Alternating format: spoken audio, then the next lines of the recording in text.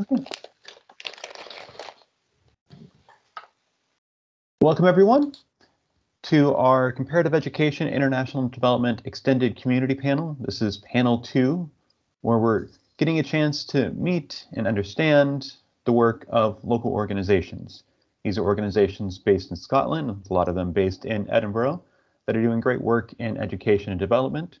It's a great opportunity for our students to not just network, but also recognize how some of the concepts and ideas we are covering in class play out in practice. So I want to thank our panelists for joining us today. I'm really excited for this event and thank our event planning team for helping put this together. So as we're going through the event, feel free to tweet about the event or connect with us at Morehouse CEID. If you are on Twitter and haven't joined us there, please do so. You can see all the other events we'll be putting. So, all right, so this is the second panel. If you missed the first panel, we'll also be sharing that out on our YouTube channel, so you have a chance to see our first panel. Our first panel included UN House Scotland, Scottish Love in Action, and ScotDec. So 3 other great organizations working in this field. Our panel structure is going to be a presentation for the panelists to give you a sense of the work they're doing in the field. We'll have panel questions asked by our event planning team, and then we'll have hopefully 20-25 minutes available for open question and answer. So I'd encourage everybody here to either write down the questions or even just write them in the chat box so you don't forget about them as questions come up for organizations. So it's really a chance for us to get to know each other, increase our network, learn about how we go from what we're learning in the classroom to some of these practical elements in the field. So excited to have our panelists today. Some are new faces joining us in this panel for the first time, but these are 3 important organizations in the area. So from Classrooms for Malawi, we'll have Amy Blake get us started in a bit as the Chief Executive for Classrooms for Malawi. From Scotland's International Development Alliance, we have Ryder-Jones, the Deputy Chief Executive, joining us. So welcome, Lewis. And from Link Education International, we'll have Fiona Anderson, who's the Development Manager, and it's nice to meet you, Fiona. So without further ado, let's get started. Amy, for some reason, when I try to pull your PowerPoint into this PowerPoint, it changed. So I'm going to actually pull your PowerPoint up. Instead of get rid of this main one and just pull yours up by itself. So let me change something totally different. That would be fun, wouldn't it? If it's well, some reason it shrunk, and so I mean I don't understand why. Obviously, I'm not quite talented enough technologically to get that. So let me pull up your original. I learned that the hard way a few years ago. I was presenting in Barcelona to this think tank, and I prepared a presentation and in this font that they hadn't downloaded. So then when it appeared on the screen, it was all in like asterisks and symbols. So literally the whole presentation was meaningless. And I hadn't learned it off by heart. Yeah, so good thing you checked. Yeah, I mean, well, we've learned a lot in the last 2 years with technology. There's still so much that I'm not very good at. So excellent. Okay, well, this is your beautiful slides, Amy. So thanks for joining. So Amy Blake from Classrooms Malawi, we're going to hand it over to you, and you can either let me know when you want to go to the next slide or just take control at the top. So Amy, welcome. I can try and just take control. That sounds good. It hasn't messed everything up, has it, at your end? Nope. No, so can you just see the first slide? Yep. Okay, cool. Okay. If it all goes to pot, I'll give you back control. Okay. So hi everybody, thank you very much for inviting us all along. I am Amy Blake and my role is Chief Executive of the charity Classrooms for Malawi. So we are a Scottish registered organisation based in Glasgow, and we have an office base in Blantyre as well. We're a small organisation, so we have myself, a fundraising officer, she's based with us in Glasgow. We have a marketing person, and then in Scotland, in Malawi, we have a country facilitator whose name is Desi, and we have a team of contractors and builders. So that's the sort of structure, that's who we are, and that's the the size of our small organisation. As well as us, we have lots of volunteers from, or previously we had lots of volunteers from different universities and schools that would travel to Malawi, but I'll tell you a bit more about that later on. So I'll just tell you about us. So I came into the organisation in 2019 and around August, September, and my role at that time was to look at the strategic plan for the charity. So that was August 2019, so pre-COVID, so the world was completely different. So I was nicely trotting along, looking at the strategy for the organisation, went out to Malawi, had some really good conversations with our team out there, and we'd written down a lovely strategy that we were going to begin to roll out during 2022. And actually, a lot of the strategy that we had planned at that time has happened. It's happened a whole lot quicker than we thought it was going to happen. We thought we'd maybe have sort of 5 or 6 years to change how the organisation runs, but because of COVID, we brought through lots of the changes that we'd planned. So that's actually really positive, a positive outcome of COVID. But what I did when I came into the role was really looked at the organisation, the purpose, the mission, and how the organisation goes about achieving that purpose. This wasn't entirely, it was there on paper, but this was something that we really drilled down into with the Board of Trustees. So our purpose is that every child in Malawi should be taught in a school environment that is conducive to learning. And we do this through strategic national planning programmes in partnership with communities. And we strive to provide a safe and suitable learning environment, which ultimately improves attendance, academic performance, and aspiration, with the long-term goal of achieving a sustainable route out of poverty. So how do we do this? We do this by building and renovating targeted classrooms in Malawi. We raise revenue to deliver the purpose. So we fundraise here, and we also fundraise in Malawi through relevant funds which are available. We support local initiatives that improve education attainment, and we work with organisations that are registered in Malawi. So this was quite a huge piece of work for me, was to look at how we're actually operating and to bring in the experience and the expertise of those organisations on the ground. And that leads us into the partnerships. So we develop effective partnerships that deliver education outcomes. And a big piece of our work is marketing. So raising our profile and the work that we do to enable us to do more. Why education? That was one of the questions on our list. So in Malawi, only 35% of children actually go on to complete primary school. And of this number, 20% go on to secondary school. And of that 20%, 8% complete secondary education. There are 1.4, so there are 3 million, I should put that in here, but there are 3 million, probably more actually now. So when these stats came out, which are from UNICEF, there were 3 million children learning in education, and 1.4 million of those are learning outdoors, so they're not learning inside a classroom. The reason for that is that education was made free in 1994, but at that time, whilst there was an increase of children going to school, which is obviously excellent, there was no funding made available to develop the infrastructure. So great news that the schooling was made free, but obviously there was nowhere to actually teach those children. So in total, there's 45,000 classrooms needed to make sure that all children can actually learn indoors.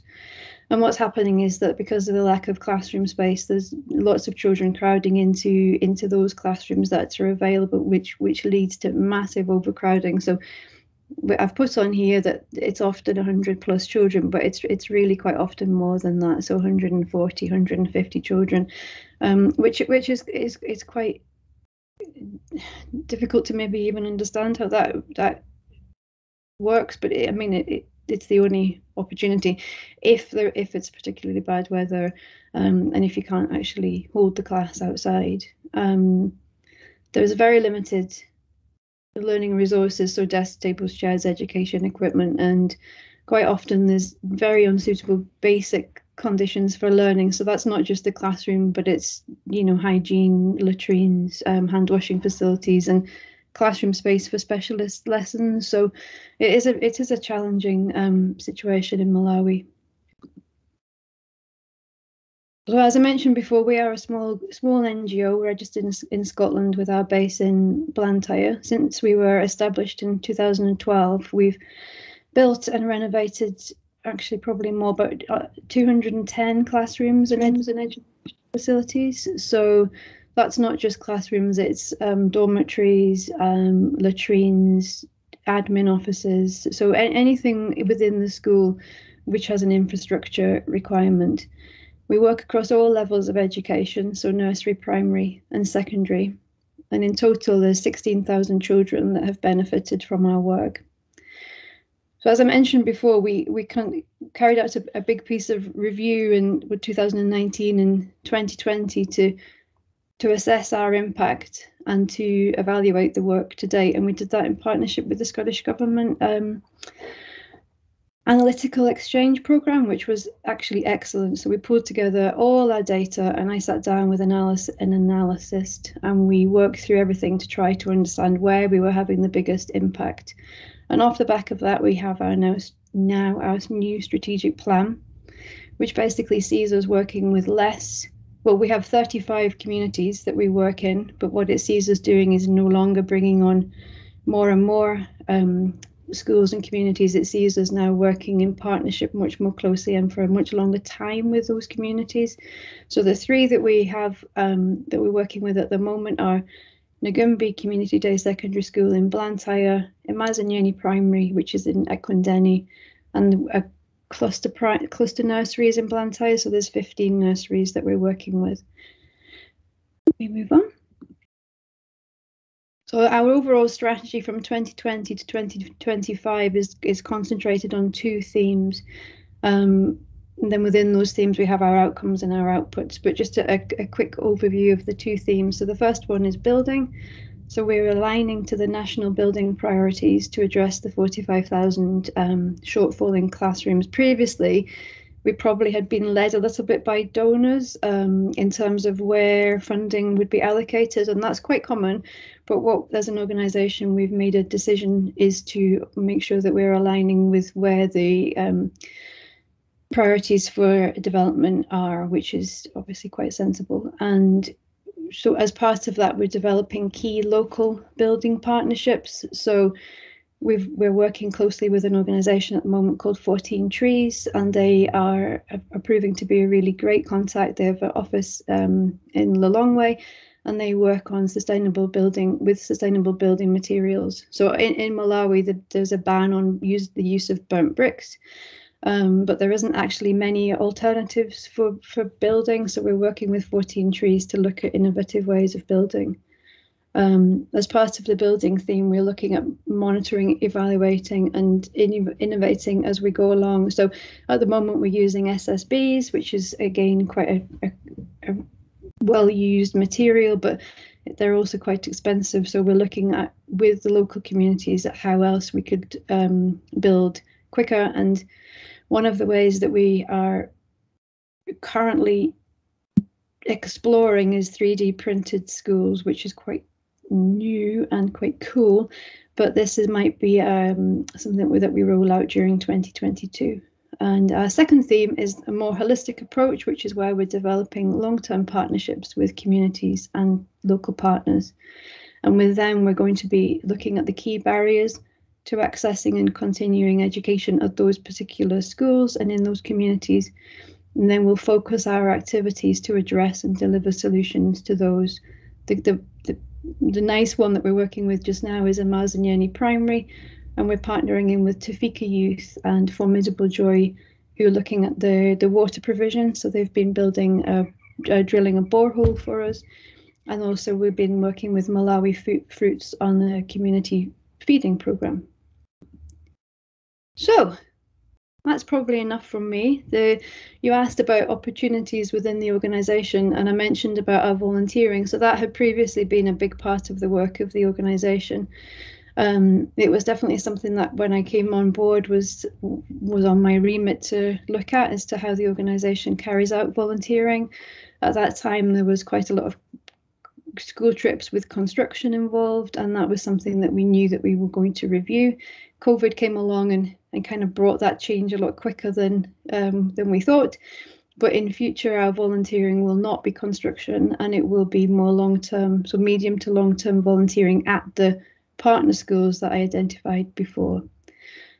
We also offer internships, and we have offered 3 placements to Edinburgh University students in the past couple of years. So yeah, watch this space. Maybe Will can help with that. Anyway, I'll move on, and I think we've got questions after the other guys have presented. Perfect.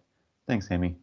Yeah, and we'll talk about engagement pieces, because I know part of this goal of this panel is not just to understand about these organizations and the good work they're doing, but also thinking about how do students get into the field, how might they get some experience in volunteering or interning in these organizations. So please do keep in mind what spikes your interest, where's your passion, where can you get involved. So thanks, Amy, so much for getting us started. I think this is a great example of a couple of things. One, we talk all about this quality turn in education, and there's a sense that we're focusing on quality in the classroom, and we never actually think about infrastructure. Like, is there a classroom for students to go to? Which is really important. And then I think you do a good job of highlighting really what we saw throughout the 1990s in parts of Africa, which was this movement towards free education and education for all, but that wasn't always matched with investment that allowed everybody to have a quality facility to learn in. So thank you for your work there. Okay, I'm going to go back to our other PowerPoint now.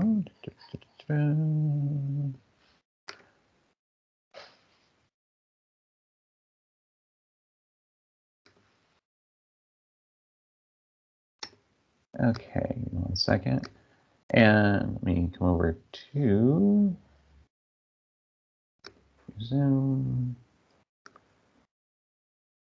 Yeah, see how these are just smaller than what you just showed? Weird. Okay, I'm going to fast forward through here. Well, fast forward, guess. And I'm going to invite Lewis up as the Deputy Chief Executive of Scotland's International Development Alliance, which does really important work in really coordinating this whole field in Scotland. So Lewis, thanks for joining, and feel free to take control, move it along, or just ask me to move things forward. Sure. Well, I think I'll end up saying a lot of next slides, so why don't I try and take control? I wonder if that worked. I think so. I assume that's worked. Yeah. Hi, everyone. Yeah, thanks for having me. And thanks for Amy for such a detailed presentation. So, made me think when you said 100+ kids in a classroom. My very first experience working in a low-income country when I was 18 years old, I lived for a year between Mauritania and Senegal in West Africa. The very first role I took on there was working in the University of Nouakchott in the capital of Mauritania, Nouakchott, working in the English language department as a speaking teacher. It's the speaking class. The very first day I realized what a mammoth task that was going to be, and it was about the physical space. There was 180 students in this lecture theatre with myself and one other language teacher trying to coordinate a speaking class. And it was just impossible to do. And space really is so important in those scenarios. And I remember that was a very really clear, immediate learning on the value of infrastructure and what we have in richer parts of the world. But that wasn't in my presentation. That was just an immediate reflection that I just had. It has nothing to do with what I'm talking about either. So yeah, thanks for having me. I work for the Alliance. We call ourselves the Alliance, so that's how I'm going to refer to the organisation for the rest of the presentation. I've worked for the Alliance for around 5 years. It started off as a policy officer, so my interest and background is academically in actually a master's programme that I saw was invited to this, comparative public policy. So that master's programme I did about 7 years ago, and I started working for the Alliance about 5 years ago. I'll move on to just a bit about who we are. We are a membership body. As Will said, we do play a kind of coordinating role in one degree, but I think more importantly, we are there to help organizations like Classrooms for Malawi, like Link Education Development, who come after me, network with one another. We're there to connect organizations and give them the opportunities to learn from one another. But crucially, we don't just represent NGOs. Our membership is now around 200 organizations, individuals, across a range of different sectors. I've now started to refer to international development as a suite of actors, because it isn't a sector in its own right. Actually, there are lots of different actors playing different roles, from public bodies to academic institutions, to NGOs, to private sector businesses, social enterprises, and more. When we changed from our old name, which was NIDOS, when we were formed, we were just for international development NGOs.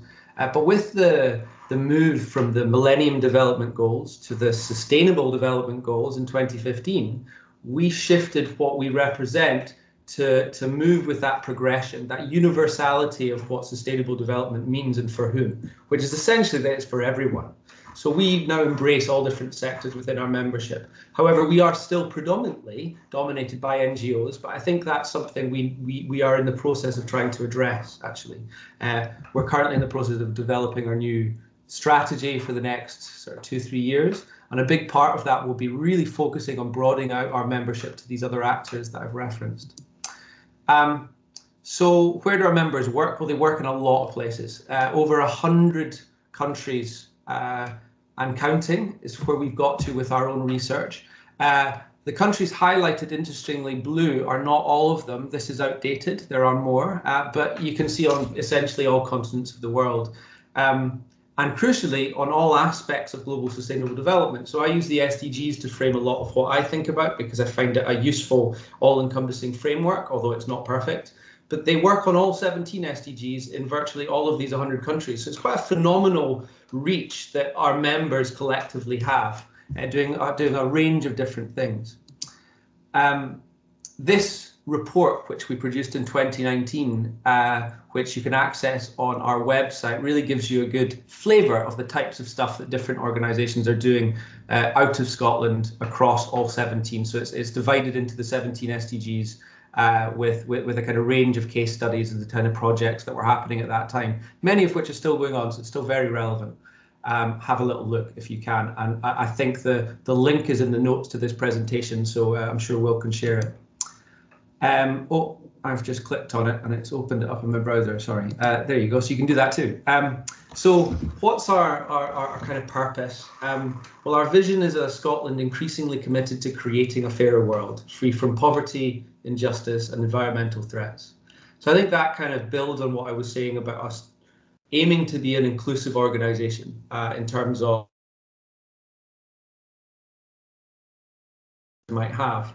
How do we do that? Well, our mission is to engage people and organisations in Scotland on international development and to attract their informed support. We also help our members and the people and organisations in Scotland working in this area to be more effective and to strengthen their support base and improve their impact. So we'll come back to how we do that in a little bit. And we also represent our members and the people in the community they serve to all different levels of decision making. And that's a role that I take on for the organisation and have done since I've worked for the Alliance. I'll talk a bit about that as well. So what do we do in practice? Well, there's sort of 5 main areas. I mentioned at the start that it's about networking. I really want to highlight that as being the core activity. So everything is designed to facilitate others to do their jobs better. So we are essentially a middleman, and I think if we recognise that as being the core part of who we are, then we're much more effective at doing that. I think sometimes we get mistaken for a delivery organisation, and we don't do that. We support others to do their work. So how do we do that? Well, we do policy and advocacy and influencing, effectiveness and learning. So that can include training courses and other things. I'll come to that in a second. Fundraising support.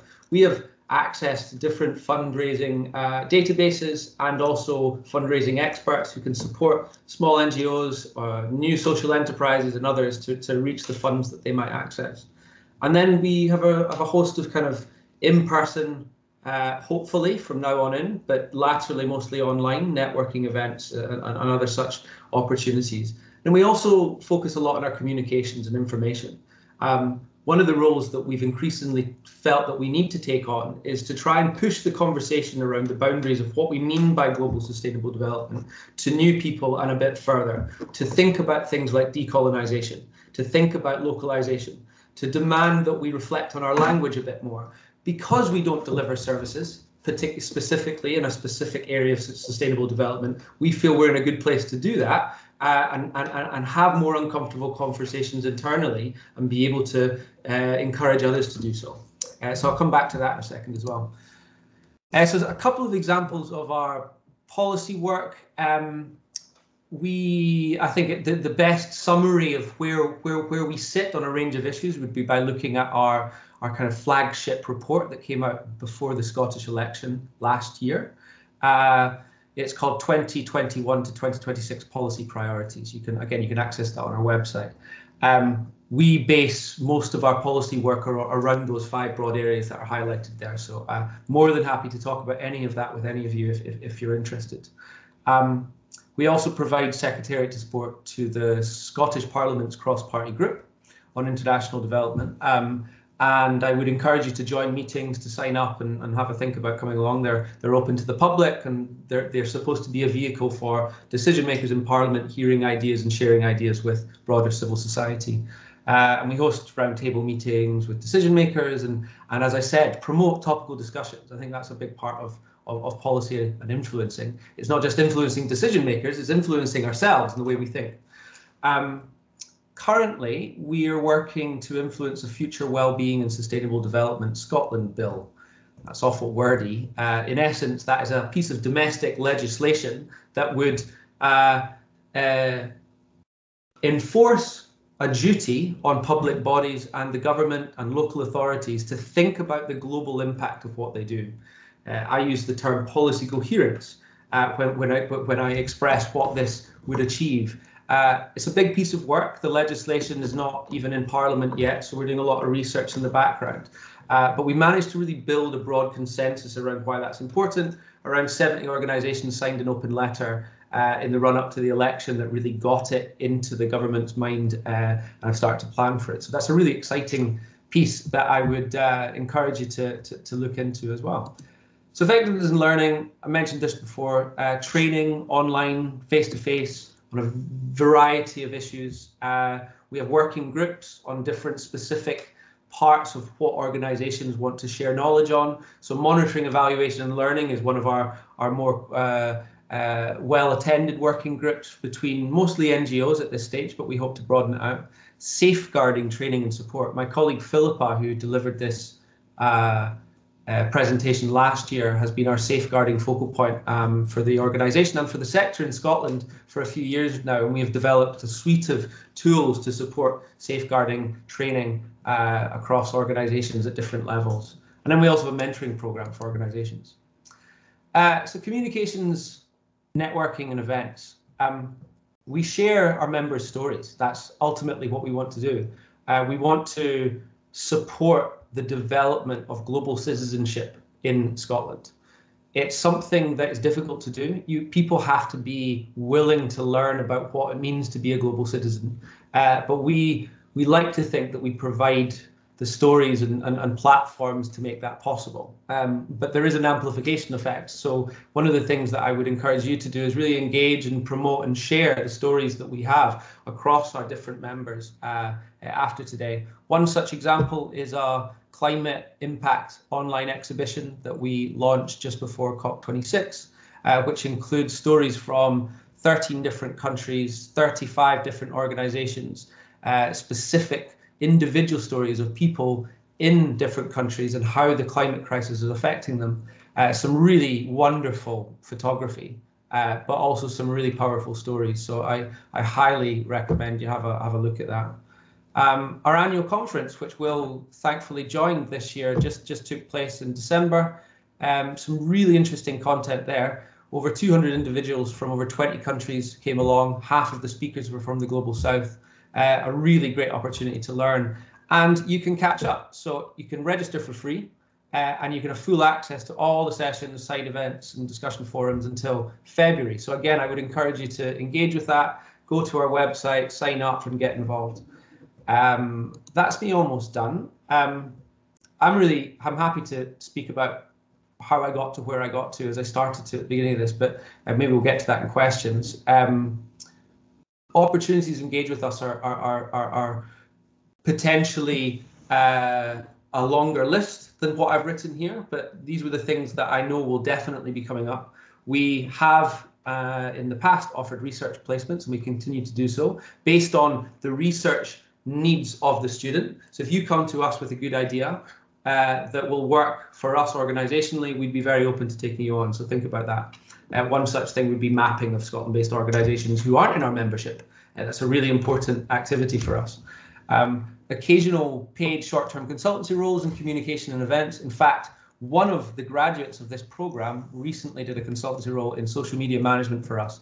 He then went on to work for Mercy Corps for a number of years and has now gone into primary education, interestingly, in Scotland. But he did some work with us recently. So there's roots in that way, also event support. We welcome blogs and articles on current issues that you're learning about that are important to our sector. We would be happy to publish them. As I said before, support, amplify, follow us on social media, join our public events like our annual conference, and if you want, become a member. We are open to individual members. So that's it from me. I probably went well over my 10 minutes. I'm happy for you to get in touch. All my contact details are there. So thank you. I'll stop there. Yeah, perfect. Thanks, Liz, so much to see how you're helping raise the voice of other organizations throughout Scotland that are working in this field. So good stuff. All right, we've got one more presentation. So I once again encourage you, we've got a couple of questions coming into the chat box, but I encourage you to continue to add questions to the chat box. We'll also have a chance to ask them yourself in the Q&A at the end of this. So we'll have time to answer the questions in the box and from the audience shortly. Okay. Next up, I'd like to invite Fiona Anderson, who's the Development Manager at Link Education International. Welcome, Fiona, for joining us, and feel free to take control if you'd like. I think I have. We should see. I've just got Lewis right in the middle of my screen. Here we go. What do I do? There we go. It looks like you got it. Yep, I do. That's brilliant. Okay. Doesn't have my notes. How do I do that? I'll work it out. It can't be that hard. All right, so thank you for inviting me. We are a member of the Alliance. I'm reasonably new to Link Education, although I'm about a year and a half, I think, and I'm new to the sector. So I can explain a bit about that in questions afterwards. But I thought I'll just take this opportunity to talk broadly about what we do, where we work, and our approach, and go into a little bit more detail about one of the interventions and the models that we use where we work.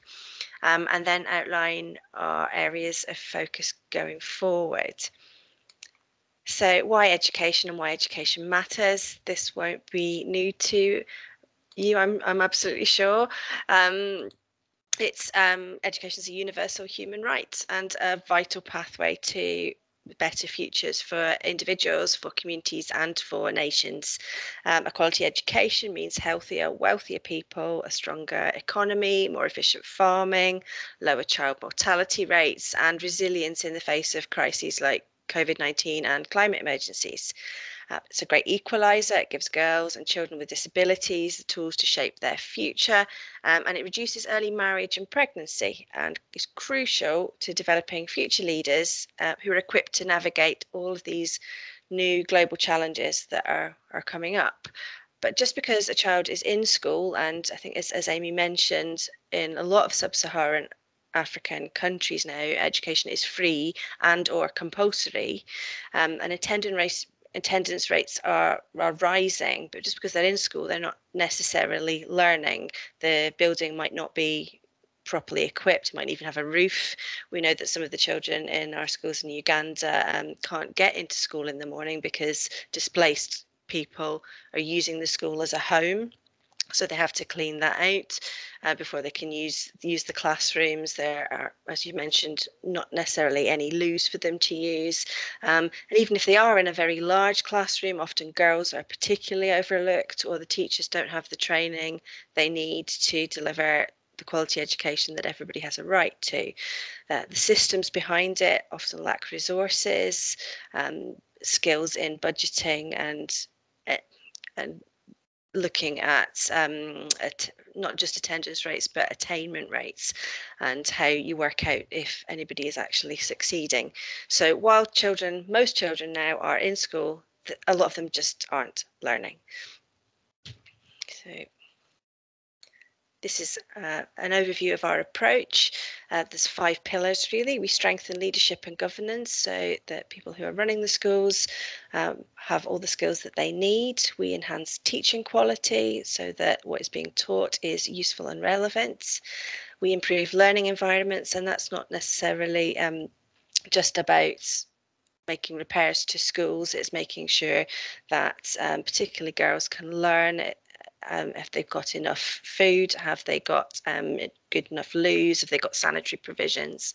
We work with local communities to make sure that they are in support of education and promoting home environments that allow for learning, and we challenge inequity.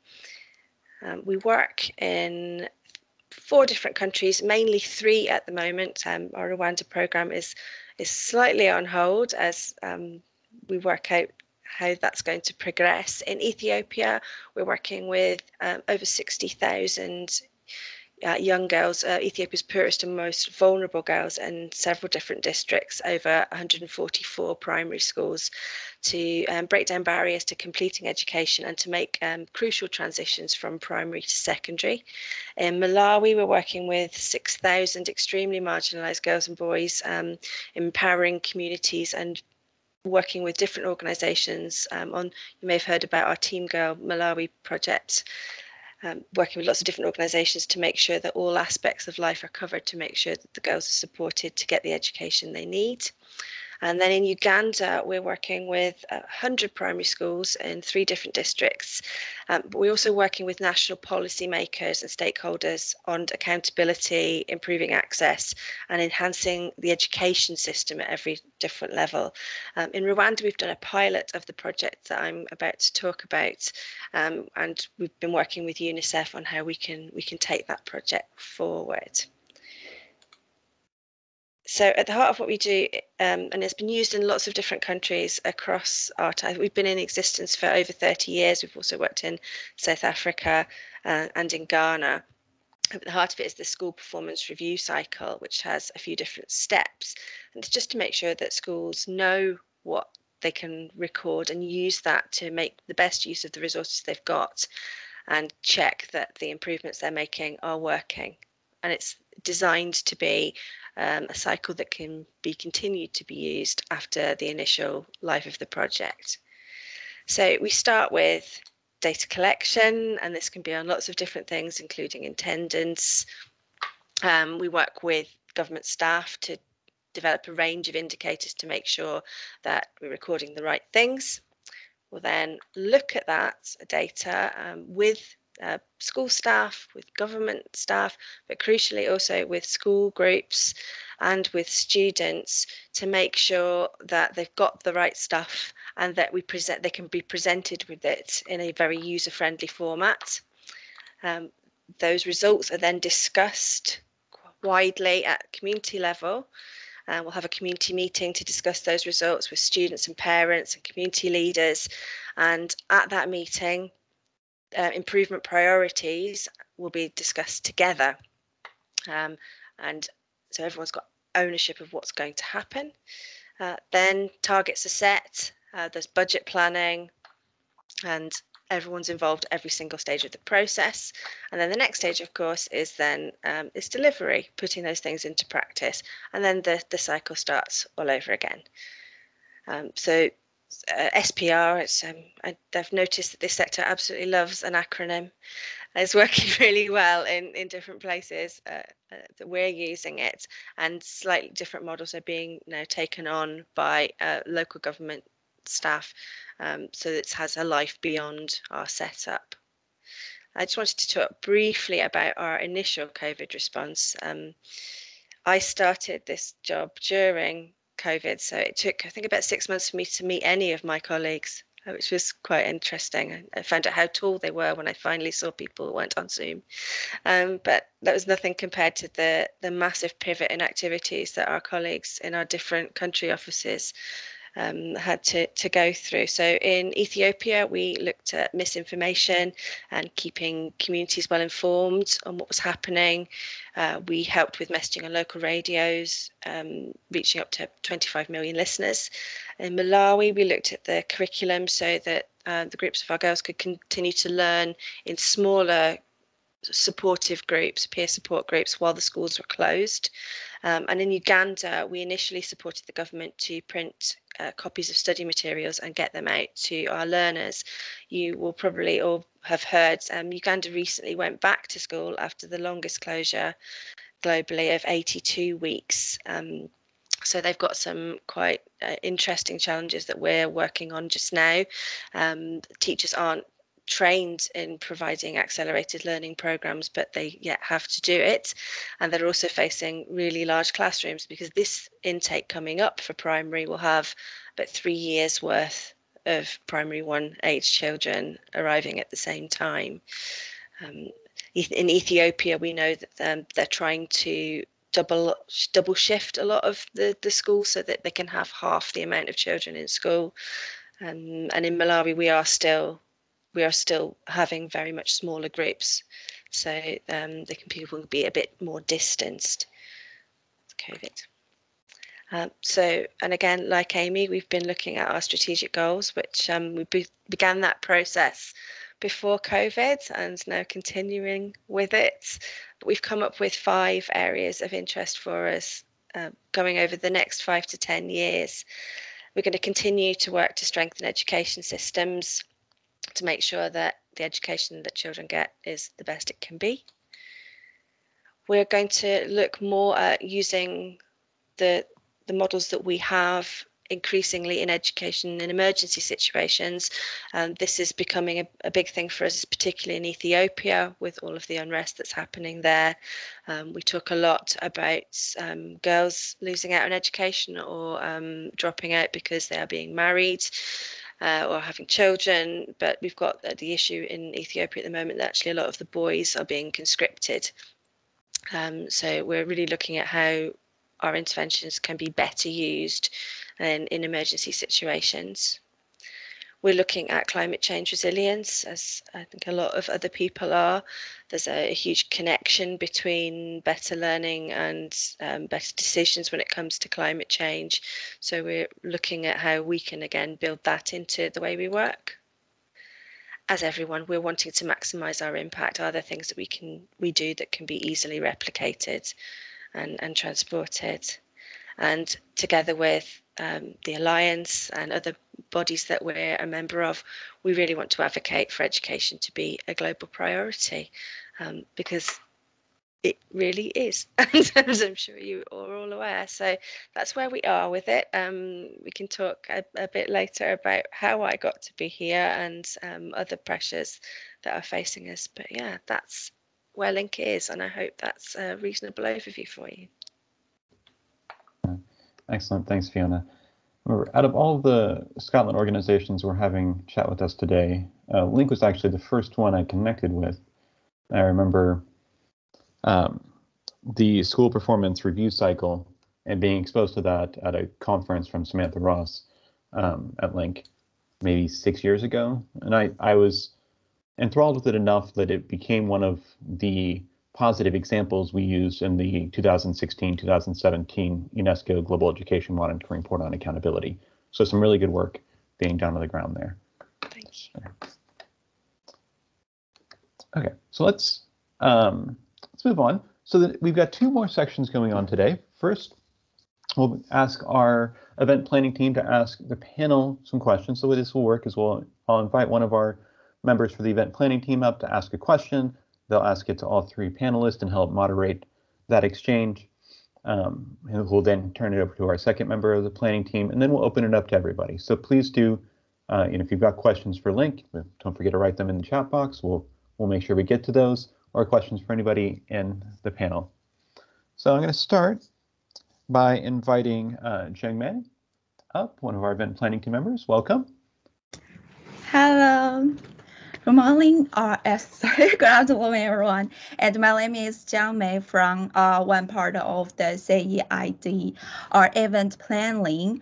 And there are two questions for panelists. I will start off with the first question, and the question is, how has the pandemic affected your work, and what are your main lessons from the pandemic? So, Amy, would you like to go first to share with your opinions?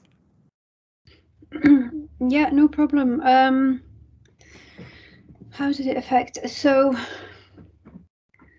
I think, as I mentioned when I was doing the presentation, when we joined, which was pre-COVID, we had quite a different strategy for the organisation, and how Classrooms for Malawi was working at that time was that there were lots of partnerships between schools and groups in Scotland with schools in Malawi, and there would be a sort of maybe a 1 year, 2 year relationship between the two schools, and then that would sort of culminate in an exchange trip to Malawi, which often happened during the summer holiday. And that model of working was in place when I came into the organisation, and it had already been scheduled for 2020. 2020, was that when everything went wrong? Yeah, 2020. So that was planned to be happening. So we had maybe about 200 volunteers going to be traveling across to Malawi in the summer of the first year of COVID. So they were already flights booked, everything was organised. The schools in Malawi were expecting everybody to turn up, and those partners had half fundraised. They would have known, or they were aware of what work was going to be taking place in Malawi at that time, and probably around about half of the money was in the bank and the other half of the money was not in the bank, and that was going to be generated through activities, fundraising things, balls, various different things which were in the pipeline between running up to the summer of 2020. So in terms of income, it was an absolute horrendous shocker for the organisation, because pretty much within about a month, the entire one of the income streams basically collapsed completely. And that therefore meant that those projects that we were due to be rolling out in Malawi in that summer of 2020, there was a huge question mark over whether or not they would even happen. So what I then ended up doing was doing like an emergency fundraising. So sat down and just using the funds that were in place as a lever. I then levered the other 50% of funding from lots of different avenues, trusts, foundation, grants, any way that I could to try to get that money in, which was successful, which is great. And that meant that we could then carry out the programs in Malawi without the volunteers.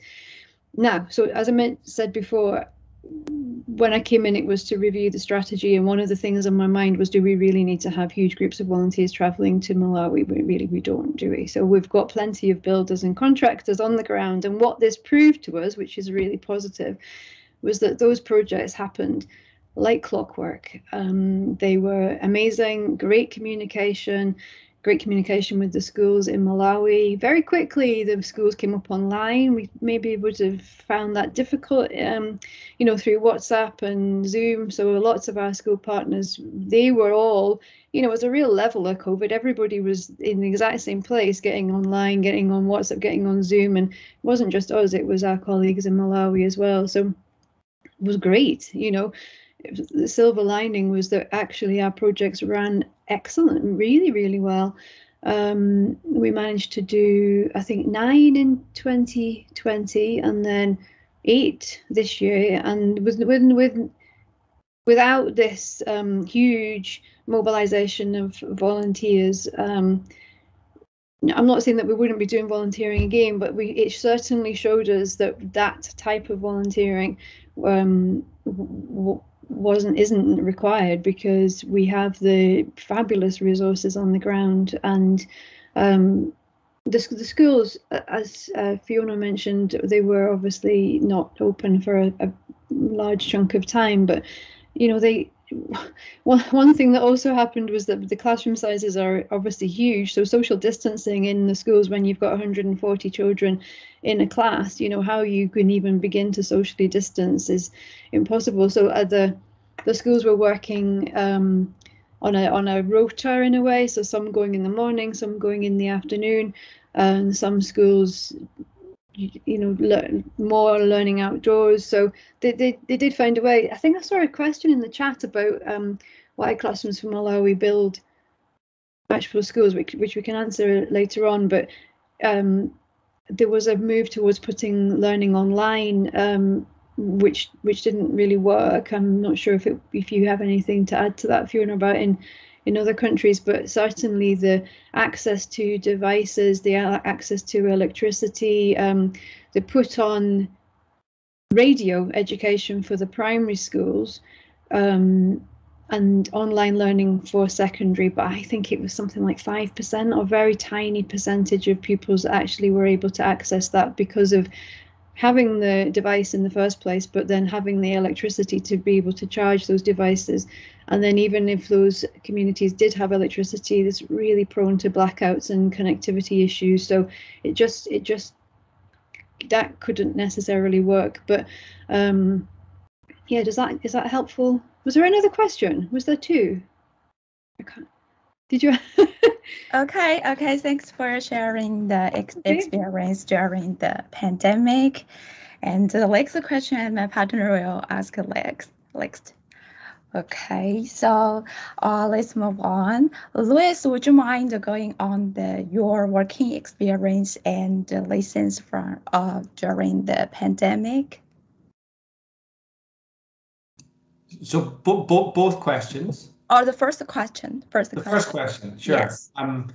Yeah, I mean, a much quicker and simpler answer for us, really, because obviously we don't actually do work internationally. That's really critical, you know. I mean, so the way it's changed for us is the way it's probably changed for you as students, actually.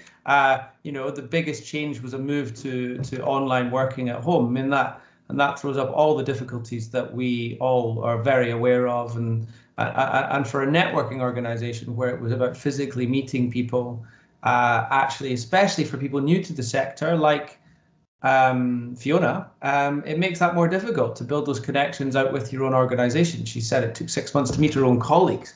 What does that mean to meet other organizations? So networking is slower, and you have to be more innovative and offer new ways. I don't think we've cracked that, to be honest.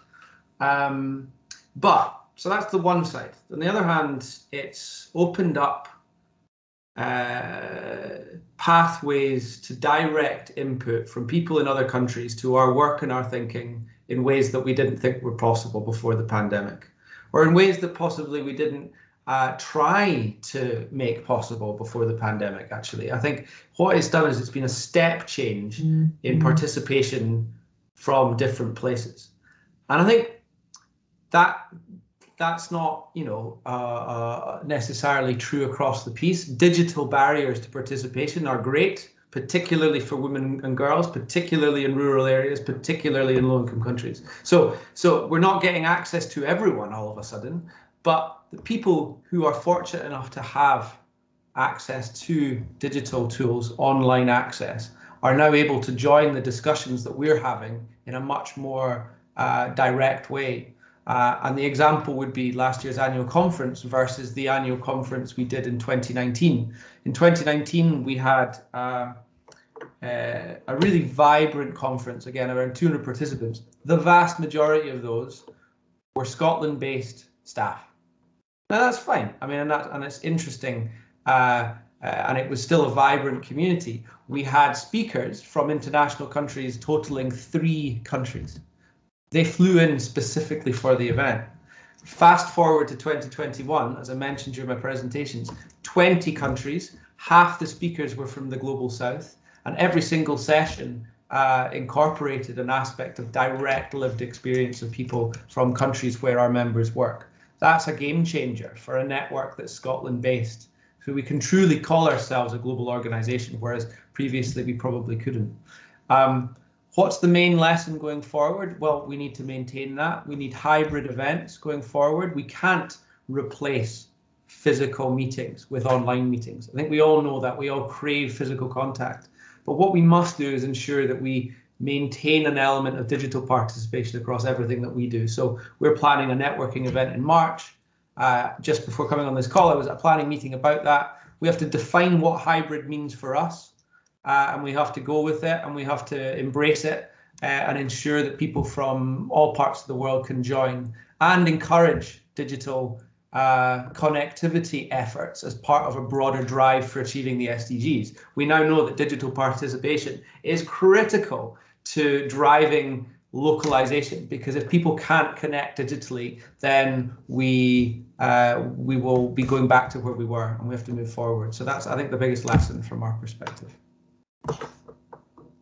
Okay, thank you, Lee. Thanks for sharing. I think you gave us some effective method to deal with the difficulty during the pandemic. Okay, Fiona, would you mind to share your own opinions about the first question?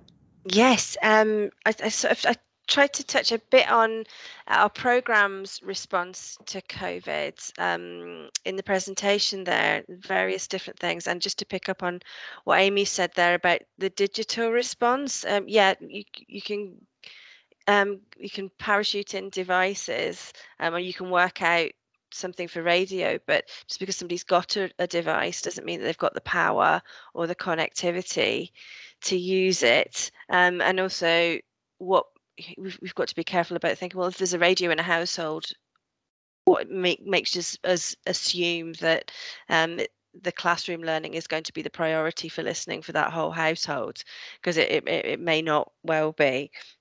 And also, you know, sometimes entire countries go down. You know, we couldn't get hold of our colleagues in Uganda for a few days over the election because the government switched off the internet during those times. So digital's, yeah, it could potentially be useful in terms of program, but not necessarily the other way. The way that we work as an organisation, Link, I should have explained this before, Link Education International is based in Edinburgh, and there's a few of us, and we're trying to see ourselves much more as a back office that supports our sister organisations, which are independently constituted in Uganda and Malawi. They're separate organisations. Link Ethiopia is getting there. There are some bits of admin that we need to do to make the leap, but the other organisations, they all have their own boards and staffing structures. We exist to support them as much as we can, and hopefully at some point in the future we'll be doing less and less. So what COVID has done has made it even easier for us to bring all the different organisations into decision making. It's just put that more up the agenda because we were communicating with each other over Teams and Zoom. We thought, well, this is just ridiculous. Why are we having a conversation about Josephine in Uganda? Why don't we just speak to Josephine in Uganda? And there's been some adjustments we've had to make, but in terms of making sure that, as we said before, that she can be connected to the internet and she has the right equipment to do that. But it's improved the way that we think about how we can make collaborative decisions, which has been great. So from my point of view, it's very difficult because I don't know what it was like to work with Link before the pandemic. I've been in it in my bedroom working with my colleagues for nearly 18 months now. So it's been an interesting one. And I think it's also important to say we might be learning things, but we're continuing to learn because obviously COVID's not gone anywhere. So initially, I think a lot of people going, well, it's just emergency measures, isn't it? We're just doing this for the time being, but it's coming up for 2 years now. And you're going, well, actually, is this really working for us? Are we having the right conversations? Are we picking up on things that we might be picking up on in a less formal environment just through chat. And I'm not saying that gossip is the way forward, but there are things you miss when you're not around colleagues. Networking, as you said, is quite an interesting one, particularly if you're new to the sector. So I do have a glossary of acronyms and things like that I'm learning from different places. So that's from my point of view. And just while I'm here, it's because it's sort of, it's sort of linked. There's a question that about parents' support of education, because that has sort of changed with the pandemic, in that we're not being able to go to school, sort of children are potentially being lost to our programs. I mentioned before about conscription. I also mentioned briefly girls being married. We were fortunate that, it sounds terrible because it was 61,000 children that we're working with in Ethiopia, but only 76 after the first lockdown, only 76 girls had been married. And it's a poverty driver, obviously. And of those, because we were able to go back into a distanced, masked environment in Ethiopia earlier than Uganda did, we managed to get 60 of those marriages annulled, and that makes a huge amount of difference to those young women who can then complete their education. But in terms of our struggles with parents valuing education, it's one of those things that with poverty being such a huge driver, making the argument that school is better is quite tricky, because well, okay, then, well, but how are we supposed to feed you? And she's going to be alive if I marry her to these men, and it's a very tricky one. So we've not got a huge solution to that yet, but we're working on it with bursaries, and we're working with community groups on really valuing their education. So I hope that question's answered. But yeah, I hope that answers the first question and the extra one. Okay, thank you so much, Fiona. And then I will hand over to my partner Mingjia to the second question.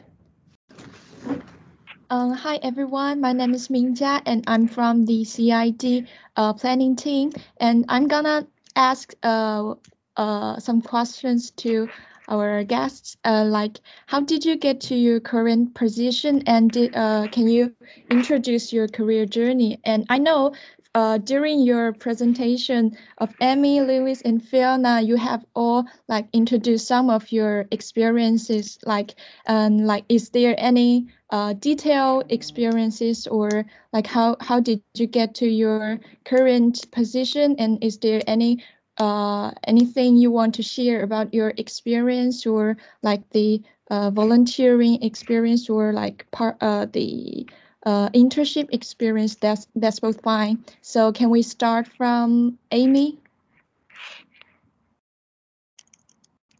Yeah, absolutely. Thank you.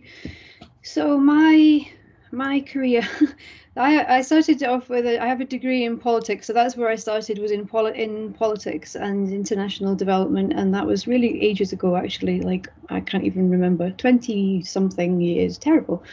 But during that, I went off to Senegal, a bit like Lewis. Lewis and I might have had a very similar start to, so that was, but I didn't go for too long, about 4 months as part of my degree, and I equally had a similar experience of going, oh right, okay, so some of these things that I'm learning about whilst I'm in my degree, and I'm having a very great experience of trying to understand from my university that what's going on, and then when you actually go to the country, you're like, some of that's not going to work, is it really? So it was a great thing to do, actually, was to really be immersed in a community for a period of time, and to get a good feel for what's really happening on the ground, because it just helps you to be able to put things in perspective a bit more.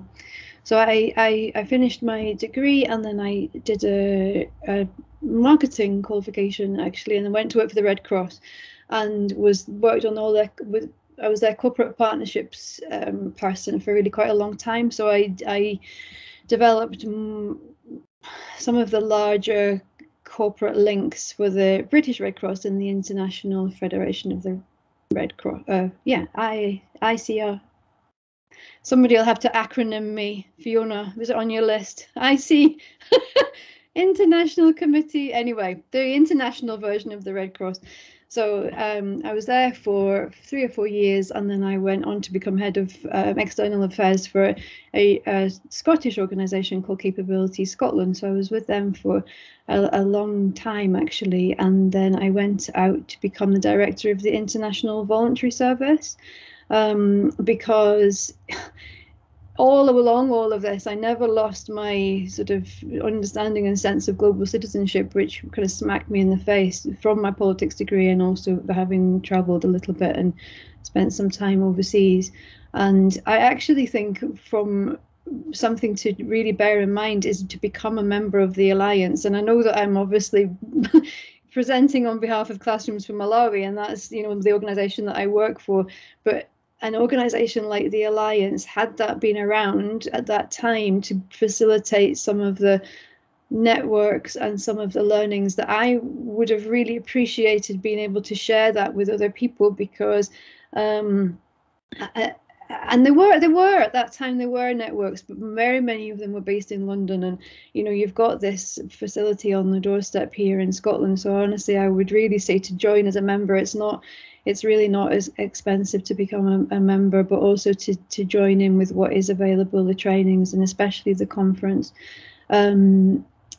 Yeah, so that's sort of my career progression till now. My previous role, which was at the International Voluntary Service, really gave me a huge understanding of volunteering overseas and the difference between short-term, medium-term and long-term volunteer placements, and some of the impact of volunteerism and how negative that can be, but also how very positive volunteering can also be if it's done sustainably in partnership with the community. So we've taken on 3 interns now from the university. I think what I tend to try to do, which is what Lewis touched on before, was to really try to support those students to get the most out of the placement. So if I know what it is that you are yourselves interested in, there's certainly always something happening within Classrooms for Malawi, for example, that you can really tailor to what your own research is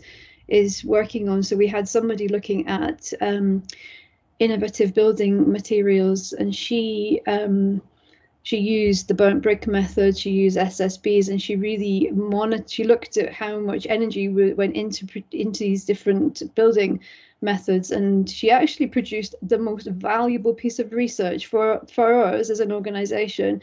But that was focusing on what she herself was studying. But then I brought in what we were looking at in our strategy, and together we put together a very, very helpful document.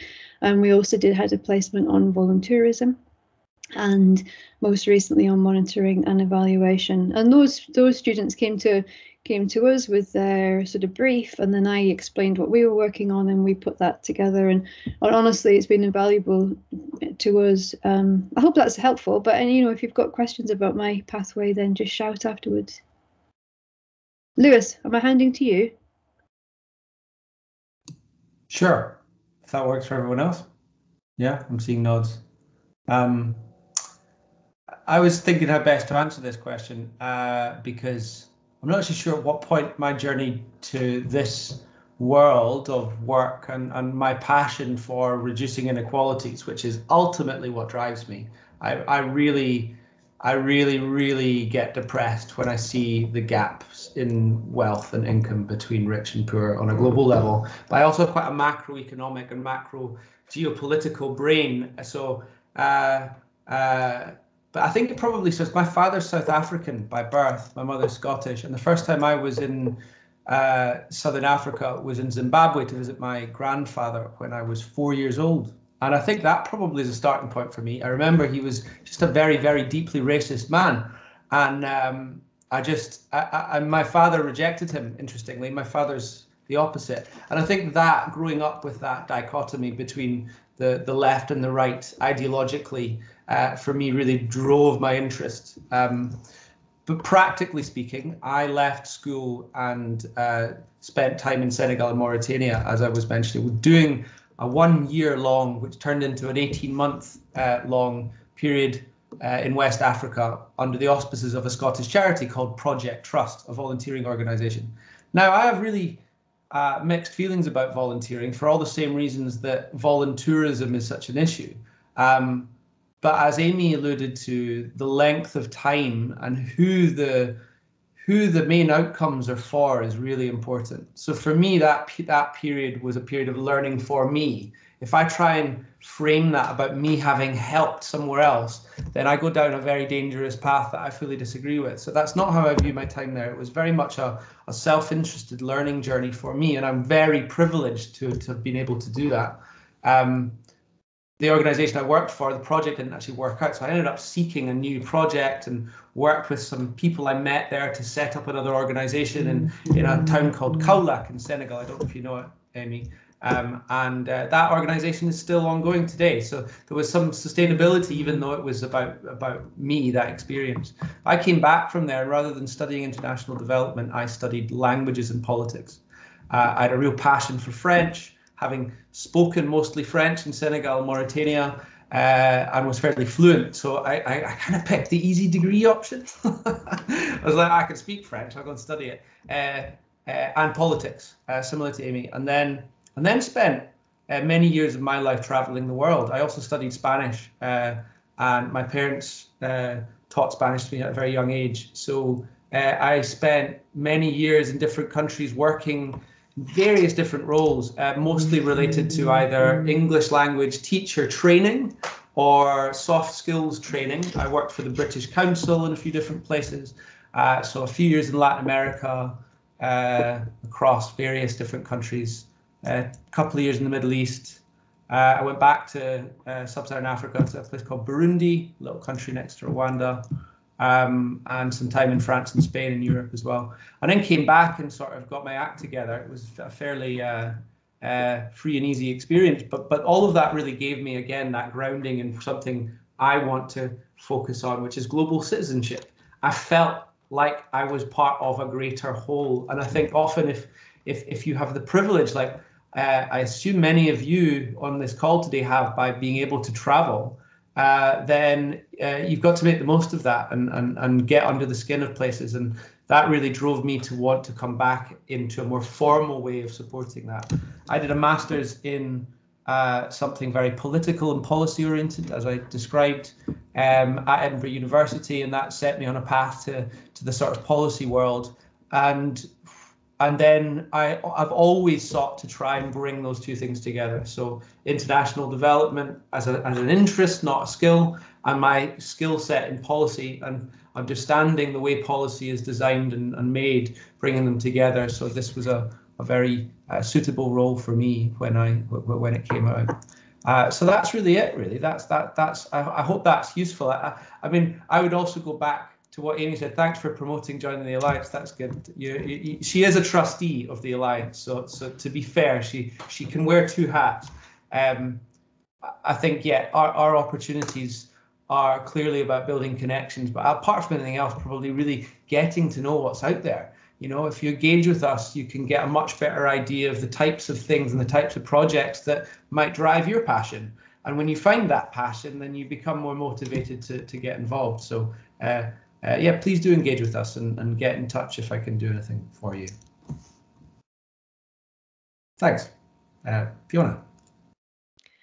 My story is going to be completely different to those, but a very different career path. I'll start with you talking about Lewis, you chose an easy degree. I've got a master's in English and Theatre Studies, which was great to do, but a little bit of a spoiler for you. You can read books and see plays without a master's degree. It's perfectly possible. You don't need one. But I worked in the arts for years. I worked at the Arches in Glasgow. I worked at the Citizens Theatre in Glasgow. I worked for young people's theatre companies. I've worked for access organisations. I went down and worked at the Roundhouse in London. I've worked in museums, but all the way through. I've also spent a small amount of time as a restaurant critic. So I've done a few things, but running through it all has been fundraising, which is one of the key skills. I've also been chief executive of smaller organisations, but it's always been connected with children and young people in some way, and helping them to reach their potential. So there is a thematic connection. When I came back to Edinburgh, I went to work for the Children's Hospital charity. I also served for 5-6 years on the children's panel in Glasgow. So my interest and connection and skills comes through fundraising and children and young people to this. But I knew that we were going to be asked this question, so I was thinking about Link as an organisation and where my colleagues in Edinburgh have come from. I think from the programme team, largely educators. Who would have said maybe 20-30 years ago were classroom teachers and have just developed their practice and worked in different places, so who've worked for some really large aid organisations in different countries across Africa. That's the way that they've come to it.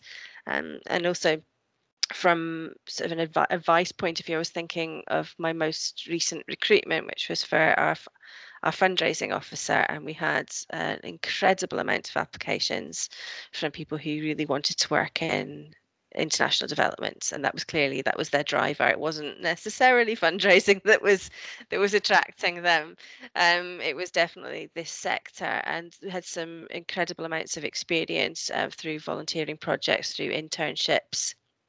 I'm always a little bit wary of a lot of volunteering and internships, just because you have to be able to afford to do them, and I think that it can sort of then skew who is represented in the workforce. But it clearly does help when you're recruiting if you're looking at those kinds of experiences. I did, as part of that recruitment process, quite a lot of feedback, and the largest question was that, okay, well, that's disappointing, I didn't get the job, but how can I break into the sector? So I'd asked my colleagues, and they did mention things like Keep Up with the Alliance, and other bodies that you might be able to get sort of access to without a great amount of expense. Really think about what's happening. Do get in touch with people and offer yourself rather than looking for necessarily internships that are advertised, because I mean, I don't know about the rest of you. We are a small organisation. We're running at capacity almost all of the time. There might be something we haven't thought of. We've gone, oh, actually, yes, somebody could have done that bit of research. That would have been a wonderful thing. Or we could use somebody writing some blogs for us. So do get in touch. And that was the kind of response I was giving. And other than very specific things about applications, but yeah. I hope that answers the question and is helpful. I didn't mention it as part of our presentation. We don't have any volunteering opportunities or internships that we are aware of, but we are open to them. So if you're interested in Link, please do get in touch and we can see what we can do. It's much more of a less formal process.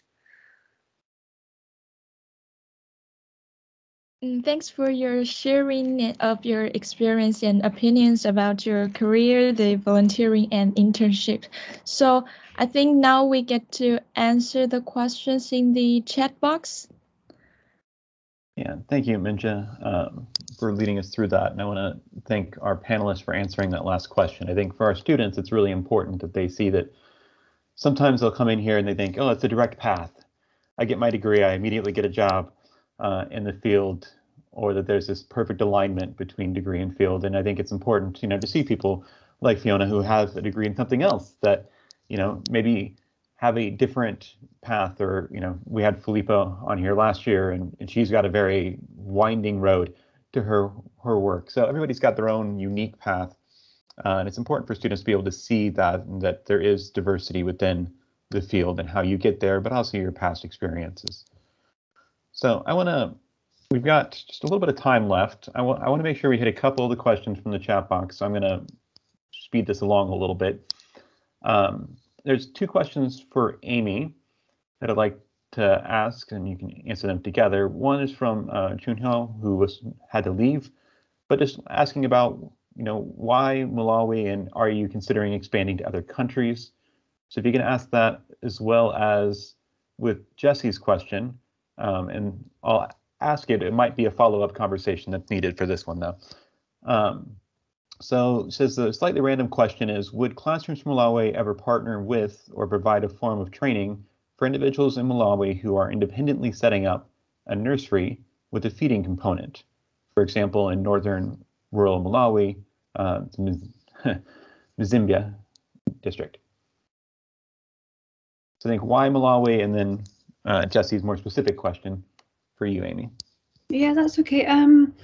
Why Malawi? So this organization was established, was formally constituted in 2012, but it was actually established in 2008, and it was there was an exchange program which Jack McConnell, who was First Minister at that time, had facilitated, which was an exchange between Malawi teachers and Scottish teachers, and the Scottish teachers obviously went to Malawi, the Malawi teachers came back here, and everybody was sharing different skills and, you know, how could we improve on the learning. But the Scottish teachers were obviously saying, well, listen, this is all fair enough, but actually how can the teachers actually carry out their lessons in these conditions? And so the that's why this organization was set up. It was off the back of this this exchange at that time. So that's the reason why it's Malawi. Obviously, there's a long-standing relationship between Scotland and Malawi, which was the reason why that exchange was happening. And the Scotland-Malawi partnership is the organisation that you would want to look at to then understand more about what the links are between the two countries. But they're vast and huge. And I know that David Hope-Jones, who's the chief executive, has a stat that he really likes to bring out all the time, which is something like 1 in 3 people have a connection with Malawi because of the long-standing historical roots. So so that's the reason why we initially exist, and we don't really have plans to move from Malawi, because if the you know, there's 45,000 classrooms required in the current setup. So, you know, maybe we try and do 5 next year.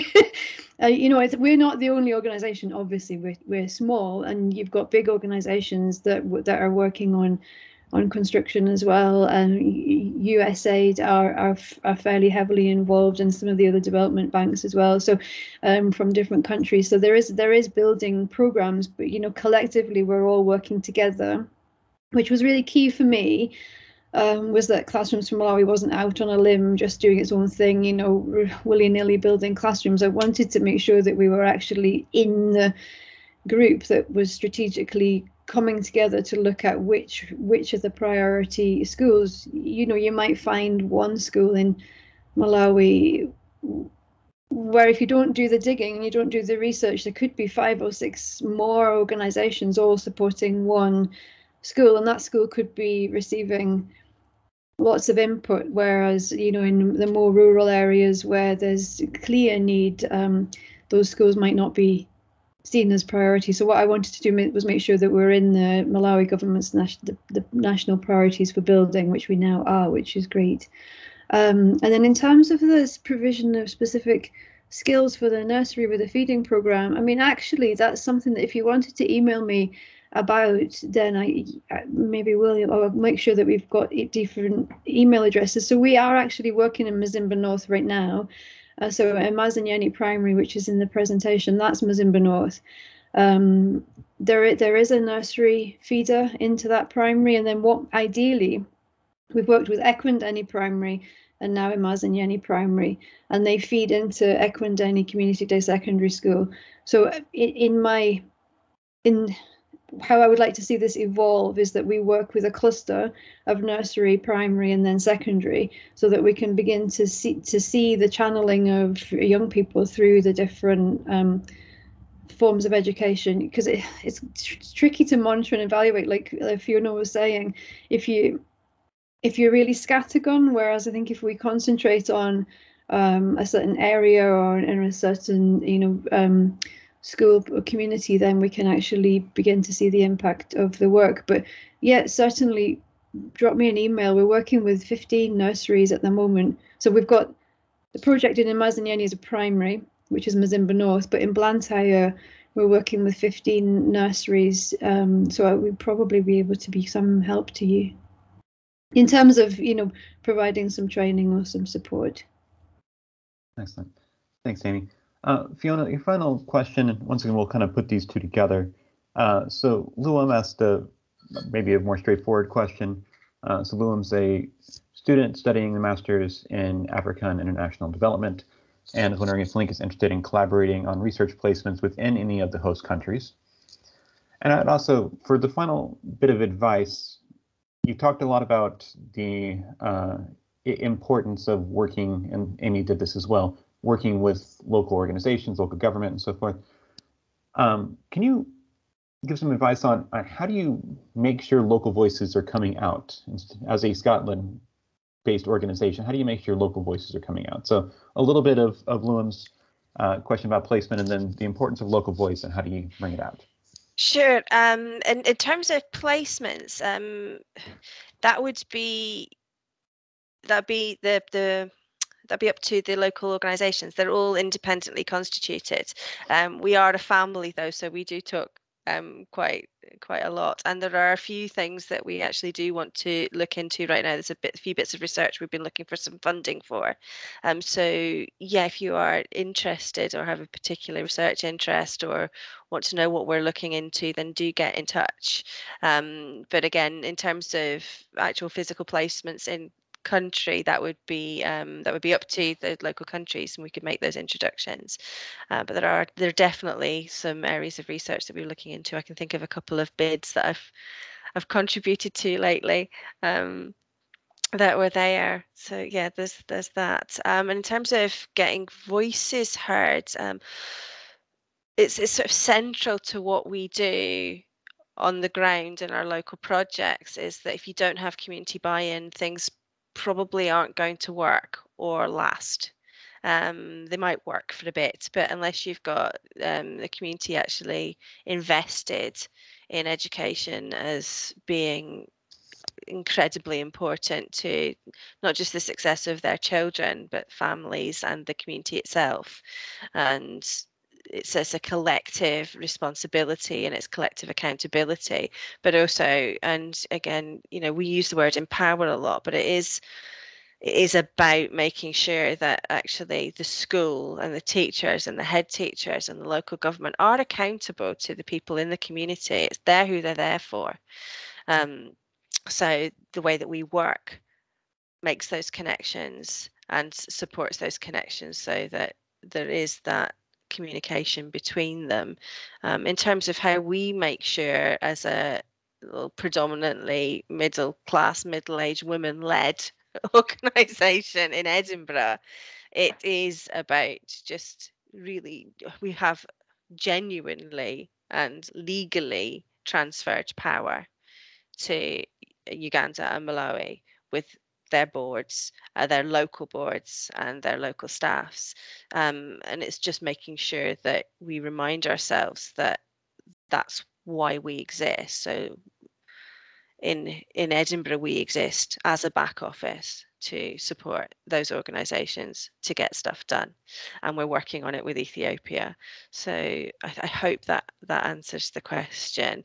At the moment, we know that international structures are such, and in order to get the big money to the places that need it, there does need to be a certain amount of funneling through the West, and as long as aid application forms, because they're still called aid application forms, exist, to be really pesky and quite tricky for someone with a master's in English and theatre to write. Even how is somebody who's in a small organisation where English is their fourth language supposed to deal with explaining their 5 goals for the next 10 years in 50 words or less? Fewer. There you go. So thanks, Fiona. I really appreciate that. Lewis, you get the last question here. And I wanted to ask you, I mean, almost everybody on this call is motivated. They want to make a difference on this, usually using education to make a difference. And you talked a lot about the Alliance's role as maybe an influencer, supporting advocacy. And we know you're also the secretariat for the cross-party group on international development. Some tips on how does influence happen with the Scottish government? I know you can go on and on for that, but is it possible, and what are maybe a tip or two to make it happen? Well, given this is recorded, there's the public version and the not public version of that answer, I think, quite honestly. But I think that would be the response from anybody who works in a kind of influencing role in any area of government, or seeks to influence any area of government. Politics is fickle, but what's good about international development is it has cross-party support. So actually taking something to parliamentarians on a particular issue invariably gets quite a bit of backing. That's really useful. But what it also says is, it says that the Scottish context is quite progressive right now. And it hasn't always been, it might not always be in future. That's why politics is fickle. But we live in a time in Scotland where the issues that matter to global sustainable development, as I like to term it, and everything underneath that, get spoken about at the highest political office. You know, the most obvious example would be the influencing around Nicola Sturgeon's position in the run-up to COP on loss and damage. Loss and damage being a critical part of climate justice globally, and the funding to support adaptation and mitigation in countries that have done the least to cause it. The fact that the Scottish Government came out in support of launching their own loss and damage fund shows where we're at politically. The UK government was not able to do that for a variety of reasons. Least spoken about is probably an ideological perspective where they don't think it should. So ideology plays a part, and we live in a time in Scotland where influencing is very possible. And the relationships between government officials, so that's the non-executive direct part of government, the non-elected officials, is actually quite good in most areas. They seek to collaborate with outside external partners across civil society regularly because they have to, because they have less resources. So I think influencing can happen quite directly at Parliament to answer the question and generally stimulate support and discussion. Through the closed doors and the back doors, Scotland's in a good position for these issues because of where we're at politically. I think if the size of the state and the size of the context were bigger and the ideological political position was different, then we might be in a very different place as to how well we can influence. These things matter a lot. I hope that kind of answers the question. I think from a non-professional perspective, I think speaking to your constituent MSP or MP on any matter is a really, really valuable way of influencing public discourse. And actually, very few people do it. You know, there's a funny film that I love where about politics, where a constituent's complaining about a fence between two gardens or a garden wall or something. But that's the kind of level of engagement that often constituency politics has. But if we as citizens put bigger issues to politicians, and enough of us do it, then there is genuinely taken up the ladder and it is discussed. And the sad reality is that not enough people do that. So that's probably the most practical thing that I kind of encourage people to do as citizens generally in a country like Scotland. Excellent. Thanks, Lewis. I really appreciate it, giving us the public version of that response. So I think we're out of time. I appreciate people hanging around a little bit over. First, I want to thank the panelists. I think it's great to hear the good work we're doing. We've got some delivery organizations here. We've got collaborative organizations. So really appreciate the variety of work that's being done in this field locally. It's great to see it, and hopefully it inspires our students here. I also want to thank our event planning team, including our event lead for this event, Rona, who unfortunately had to take off a little early, and our questions from Mencha and Jiangmei. Panel 2 was here, so that's not panel 2. But the final thing I want to do is just remind everybody, or introduce them for the first time, that we'll have another event in the CEID community. This will be our CEID research group event looking at the state of education in Afghanistan. So if you're interested in that, I just put the link for that in the chat box. I've also added the link for information on membership for the Alliance, and I would agree with all of our panelists to please do look into potentially becoming a member of the Alliance. So for that, I want to thank everybody again. for joining us this Friday afternoon, and I hope you all have a wonderful weekend. Thanks again to the panelists. So. Thank you. Bye. Thanks, everyone. Bye. Bye, everyone.